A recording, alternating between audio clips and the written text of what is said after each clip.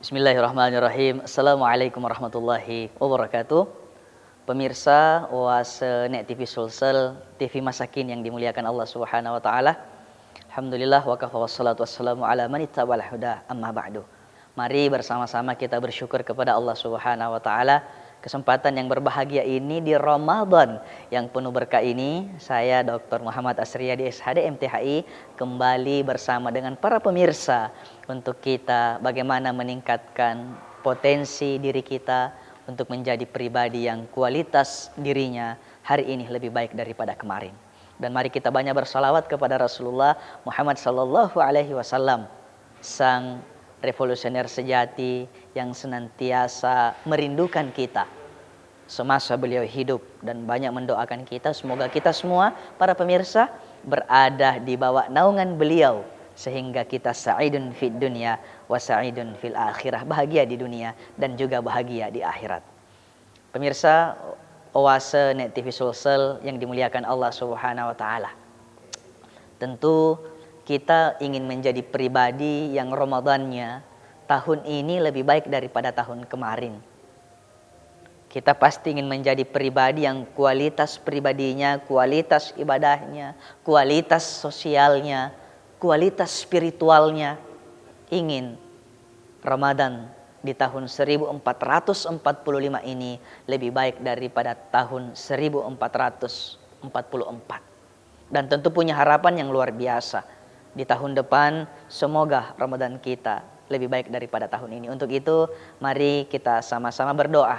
Saya terkhusus mendoakan diri pribadi dan para pemirsa, insya Allah semoga kita sama-sama menjadi orang yang pribadinya hari ini lebih baik daripada kemarin, mendapatkan kualitas terbaik di bulan suci Ramadan.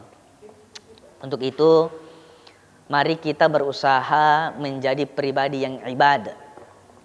Jangan hanya menjadi pribadi yang abid dan abid, ya, tapi naik level menjadi pribadi yang ibad.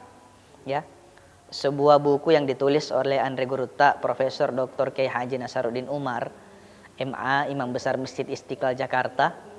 Beliau di situ menulis langkah-langkah menuju Tuhan. Ya, bagaimana menuju Tuhan itu bukan hanya sebatas kita menghayal dan merenung. Tapi ternyata ada step-step yang perlu kita lakukan. Di sini beliau menulis bagaimana langkah dari abid ke abid, ya. Jadi kalau kita melihat redaksi-redaksi di dalam Al-Qur'an ada 12 kali kata abid, ya. Dan ketika kita melangkah lebih jauh ternyata abid itu adalah konsep penyembahan tetapi cara menyembahnya salah, ya. Sebagaimana Nabi Ibrahim dulu menyembah patung-patung, ya. Sebagaimana orang kafir mengajak Rasulullah, mengajak umat Islam untuk menyembah sesembahannya. Itu adalah konsepnya abid, konsep cara penyembahan yang salah, ya. Tetapi kalau ada yang pernah seperti itu, ya sadari dan bagaimana kita melangkah kepada yang pasti, yakni menjadi orang yang naik level kualitas penyembahannya menjadi abid, orang yang menyembah dengan benar.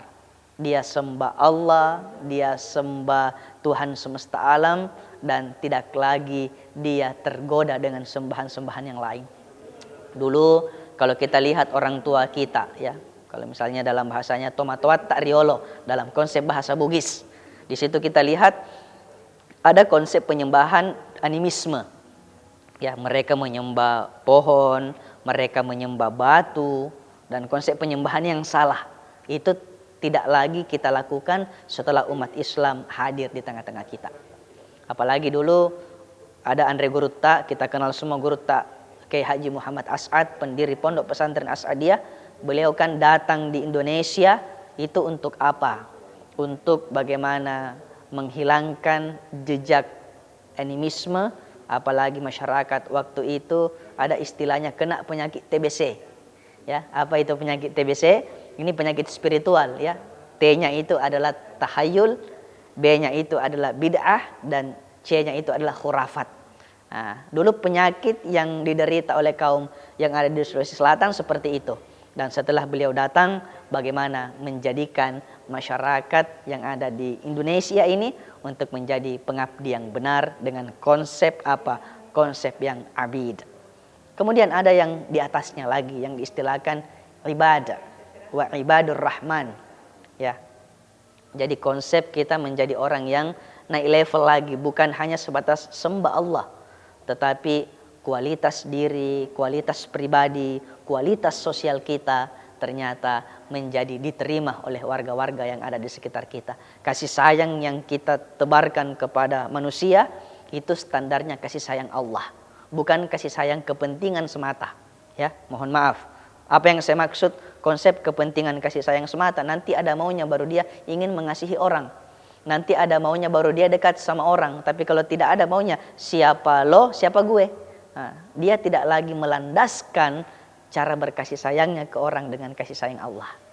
Seorang hamba yang menjadikan Allah sebagai sumber maha penyayang. Kemudian sumber maha penyayangnya, dia menyayangi tetangganya, dia menyayangi orang lain. Yakin dan percaya para pemirsa yang berbahagia, kasih sayang itu akan terasa full. Akan ada berkah, kenyamanan dan kenikmatan di dalam hati. Sehingga insya Allah tidak ada kesalahan-kesalahan lagi, tidak ada sekat-sekat lagi, tidak ada saling baku bombek-bombek lagi antara satu tetangga dengan tetangga-tetangga yang lain. Apalagi kita baru-baru telah menyelenggarakan pesta demokrasi yang luar biasa, ya. Ini tentu bisa melahirkan sekat-sekat batin, sekat-sekat sosial, ya. Semoga sekat-sekat itu dihapuslah. Dan dengan datangnya bulan Ramadan, ini kita jadikan sebagai bulan ramda. Apa itu ramda? Membakar. Apa yang dibakar? Dibakar dosa-dosa kita yang telah lalu. Bagaimana caranya agar Allah bakar dosa-dosa kita dengan Ramadan ini? Ya, kita diingatkan dalam sebuah hadis Sahih Muslim, "Man qoma Ramadhana imanan wa ihtisaban, ghufira lahu ma taqaddama min zambi." Siapa yang menghidupkan Ramadannya dengan penuh keimanan, penuh pengharapan, Allah akan hapus dosa-dosanya yang telah lalu. Apa itu yang kita lakukan? Ya, puasa di siang hari, tambah sholat duha tak juga, kemudian tarawih di malam hari. Nah, ini juga paling penting. Fokus mendengarkan ustadz-ustadz yang ceramah sebelum sholat tarawih. Ya, jadi jangan apa istilahnya ya, datang di masjid itu hanya ingin dilihat bahwa saya ini datang sholat tarawih karena Ramadan. Saya ini datang melaksanakan aktivitas di masjid karena ini masuk bulan Ramadan, ya. Untuk itu para pemirsa tetap fokus, stay tune, kita lanjutkan pada segmen selanjutnya. Ya Allah